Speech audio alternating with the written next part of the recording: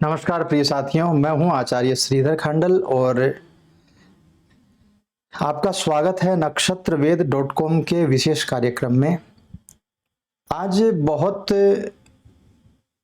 ज़रूरी टॉपिक लेकर के उपस्थित हुआ हूं आपके सामने, जो आज के ज़माने में बहुत ही ज़्यादा ज़रूरी सब्जेक्ट है, उसके बारे में बात करने वाला हूं आपसे। बहुत जगह मैंने ये बातें सुनी है और बहुत सारे लोग इससे पीड़ित हैं। इस सब्जेक्ट को लेकर के अलग अलग ज्योतिषियों की अलग अलग राय है। तो शास्त्र क्या कहता है इस बारे में, और इस बात को लेकर के डरना नहीं चाहिए। जैसा कि थंबनेल आपने देखा होगा, तो थंबनेल के हिसाब से मांगलिक दोष का भय हमें क्यों लगता है, जबकि शास्त्र बहुत प्रकार से इसकी छूट देता है। तो मैं आपको इस सब्जेक्ट के बारे में पूरी जानकारी इस वीडियो में देने वाला हूं और बहुत सरल उपाय करके इन चीजों को ठीक किया जा सकता है, इसके बारे में भी बात करने वाला हूं। तो चलिए कार्यक्रम को प्रारंभ करते हैं। सबसे पहले तो ये बात जान लेते हैं कि मांगलिक दोष होता क्या है, उसके लक्षण क्या होते हैं। पहला जो सबसे नॉर्मल उपलब्ध वाक्य जो हमारे पास है ज्योतिष का, उसमें यह कहा जाता है कि जन्म कुंडली के लग्न भाव, चतुर्थ भाव, सप्तम भाव, अष्टम भाव और द्वादश भाव, यदि इन भावों में मंगल विराजमान हो तो मांगलिक दोष होता है। इसके अलावा दक्षिण के जो आचार्य हैं, दक्षिण के जो विद्वान ब्राह्मण हैं, वो द्वितीय भाव में यदि मंगल विराजमान होता है तब भी जातक को मांगलिक मानते हैं। ठीक है। मांगलिक दोष जो है वो अब लग्न भाव, द्वितीय भाव, चतुर्थ भाव, सप्तम भाव, अष्टम भाव और द्वादश भाव, इससे हमें मानना चाहिए।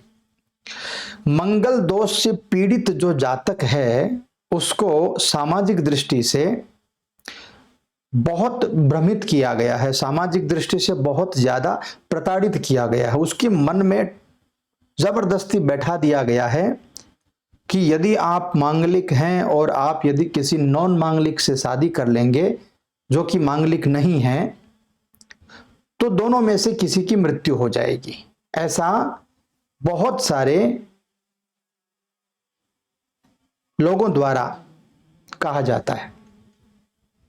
मेरा यह मानना है कि लग्न कुंडली, चंद्र कुंडली और नवमांश कुंडली के अनुसार लगभग 70% लोग मांगलिक होते हैं।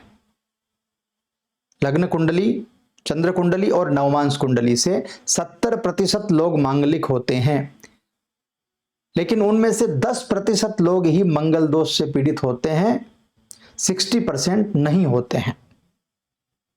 क्यों नहीं होते हैं उसके मैं कारण आपको बताऊंगा। वो जो 10% लोग जो पीड़ित होते हैं वो अपने शरीर के हाव भाव, शरीर के तत्व समझ करके और वो रेमेडी भी कर सकते हैं। अपने तरीके से समझ करके जब आप उसकी रेमेडी करेंगे तो कोई अनहोनी की संभावना नहीं रहेगी। और इसका प्रमाण भी है, बहुत वर्षों पहले से जो चला आ रहा है।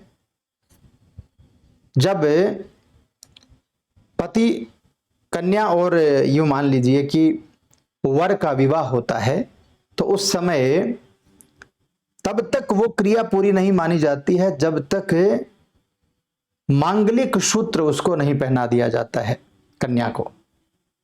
तो ये जो मांगलिक दोष का सबसे सरल, जो सबसे पहला जो उपाय है वो तो यहीं पर है कि मांगलिक सूत्र जब पहना दिया गया है तो वो मंगल दोष का शमन कर देता है।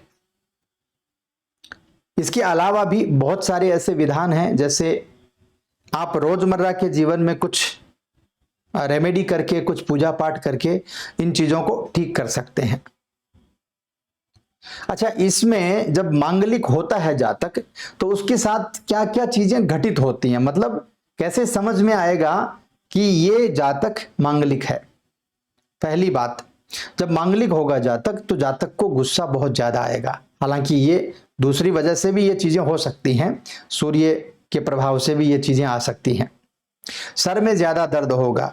ये माइग्रेन की जो प्रॉब्लम है, यह प्रॉब्लम मंगल के द्वारा भी सूर्य के द्वारा भी आती है।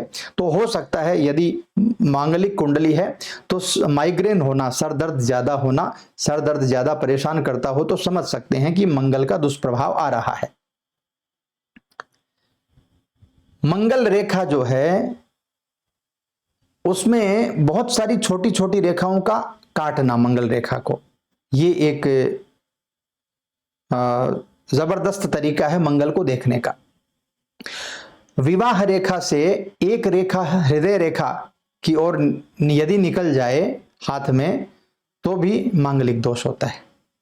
अच्छा, जिसके कुंडली में मंगल दोष होता है उस व्यक्ति का यदि प्रेम संबंध बन रहा हो किसी के साथ में, तो अंत समय में जब व्यवस्था विवाह के लिए आगे बढ़ रही हो उस समय में बिखराव हो जाता है, उस समय में वो प्रेम संबंध टूट जाता है, तो समझिए दोनों में से किसी के मंगल जरूर है और वो भी खराब मंगल है। रिश्ता आता है लेकिन बात नहीं बनती, कहीं कहीं तो रिश्ता आता है पूर्ण रूप से बात भी हो जाती है, लेन देन भी हो जाता है और उसके बाद में रिश्ता समाप्त हो जाता है। यह भी मांगलिक दोष का कारण है। घर में यदि पिताजी हैं या बड़े भाई हैं तो उनकी मानसिक स्थिति बहुत अच्छी नहीं रह पाती है, यह भी आपके मंगल के ही कारण होता है। किसी मांगलिक कार्य के बीच में यदि आपको गुस्सा बहुत ज्यादा आता हो, यदि क्रोध बहुत ज्यादा आता हो, यदि आप पूजा करने बैठे हों और आपको क्रोध आता हो, तब भी आप मान लीजिए कि मंगल दोष के कारण हो रहा है। ये जो मंगल दोष है ना, ये मंगल दोष विवाह के बाद में भी यदि लागू रहता है तो उसका भी पता लग जाता है। कैसे? विवाह हो जाने के बाद पति पत्नी में अनबन बनी रहती है, पति पत्नी एक दूसरे पर विश्वास नहीं कर पाते, एक दूसरे की इज्जत नहीं कर पाते, एक दूसरे के बीच में प्रेम नहीं बन पाता है। तो ये जितने भी मैंने तरीके आपको बताए हैं देखने के, ये वो लोग हैं जिनको ज्यादा परेशानियां होती हैं और ये 10% वाले। तो ये 10%, जो 60% मैंने छोड़ दिए हैं, वो 60% कौन लोग हैं और किस वजह से मैंने छोड़े हैं ये भी आपको बताऊंगा। तो ये जो 10% वाले लोग हैं इनको क्या उपाय करना चाहिए उसके बारे में अंत में बताऊंगा। पहले ये बता देता हूं आपको कि जो 60% जो लोग हैं, यानी 70% लोगों के जन्म कुंडली, चंद्र कुंडली और नवमांश कुंडली से मंगल होता है, लेकिन वो समन कैसे हो जाता है, वो दूर कैसे हो जाता है।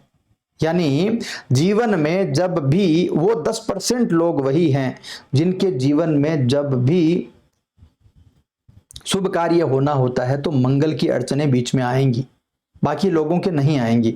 और वो इसलिए नहीं आएंगी क्योंकि वो 10% लोग जो है ना, उनके मंगल बहुत ज्यादा कमजोर हैं या वो बहुत हाई मांगलिक हैं, बहुत ज्यादा दाम्पत्य जीवन में उनको मंगल के द्वारा प्रॉब्लम है।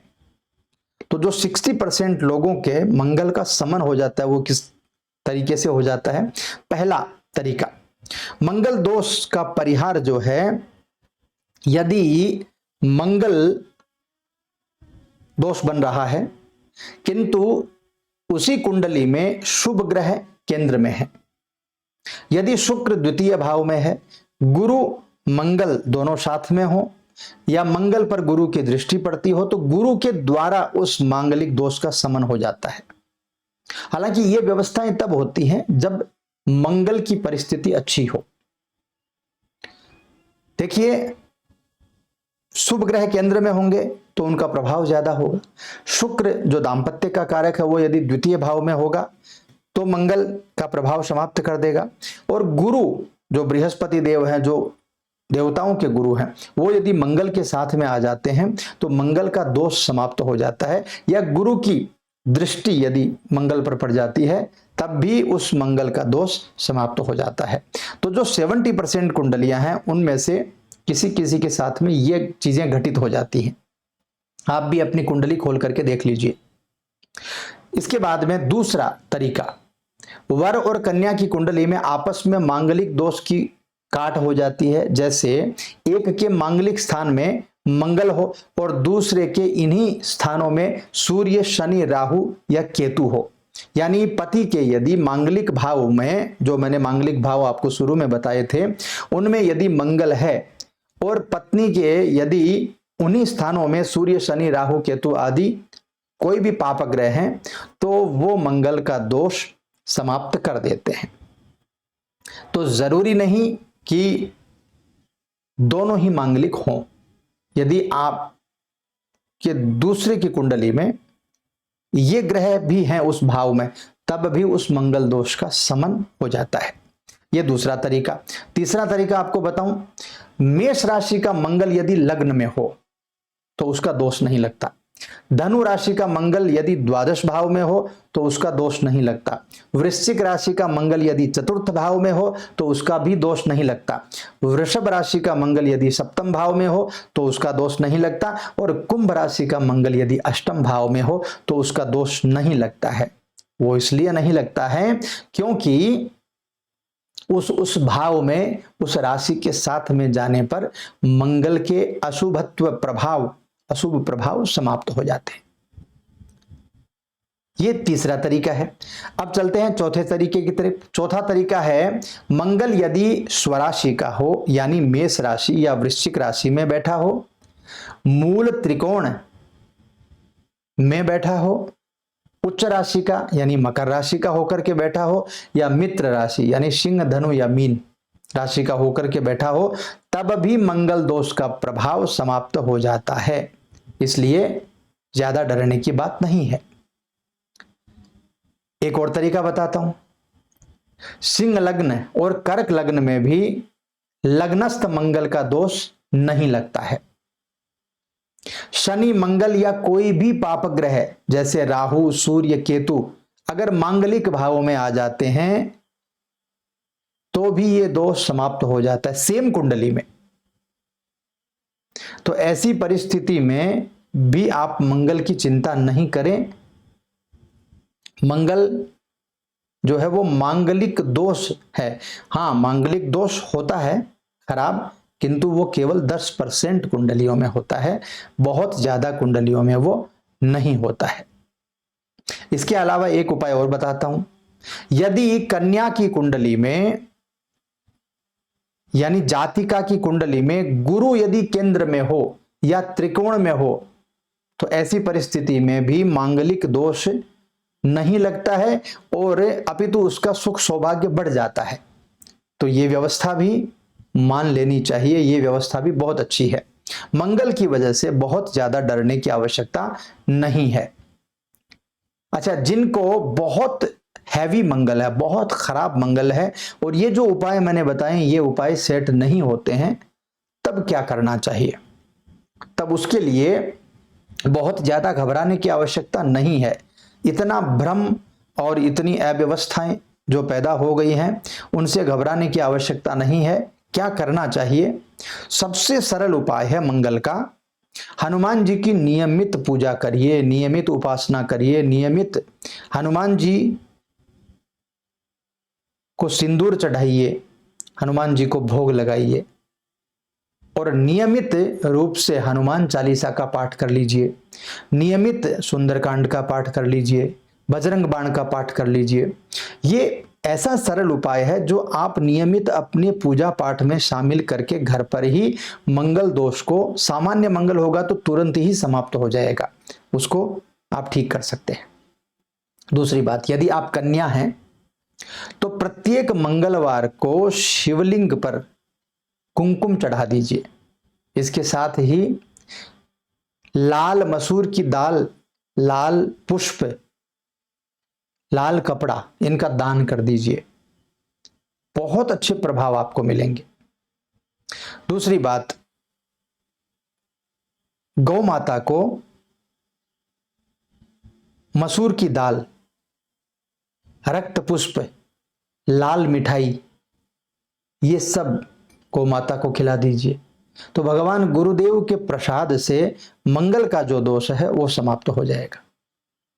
और सबसे जरूरी बात, मंगल का जो बीज मंत्र है उसका पाठ कर लीजिए, मंगल के बीज मंत्र का जाप कर लीजिए, उससे भी बहुत ज्यादा अच्छी व्यवस्थाएं आपके लिए बन जाएंगी। तो मित्रों, जो बहुत ज्यादा अव्यवस्थाएं या भ्रम की स्थिति बनी हुई है, वो भ्रम की स्थिति को देखते हुए मुझे कुछ बहुत अच्छी जानकारियां आपको देनी थी। और मैं कहूंगा कि ऐसी परिस्थिति में आपको डरने की या घबराने की आवश्यकता नहीं है। जो सिंपल उपाय मैंने आपको बताए हैं उनको करिए। हाँ, बहुत ज्यादा यदि अव्यवस्था बन रही हो तो बहुत अच्छे ज्योतिषी से आप एक बार मैच मेकिंग करवा लीजिए या कुंडली दिखवा लीजिए। यदि बहुत ज्यादा खराब मंगल हो तब ही आपको बड़े लेवल पे मंगल शांति, घट विवाह आदि करवाने की जरूरत होती है। तो आशा करता हूं यह जानकारी आपको अच्छी लगी होगी। यदि अच्छी लगी हो तो लाइक, शेयर, सब्सक्राइब जरूर कर दीजिएगा। चैनल पर नए हैं तो सब्सक्राइब जरूर कर लीजिए। यह जानकारी आगे भी पहुंचाइए, शेयर भी कीजिए। मैं मिलता हूं आपसे अगले कार्यक्रम में, तब तक के लिए ओम नमः शिवाय।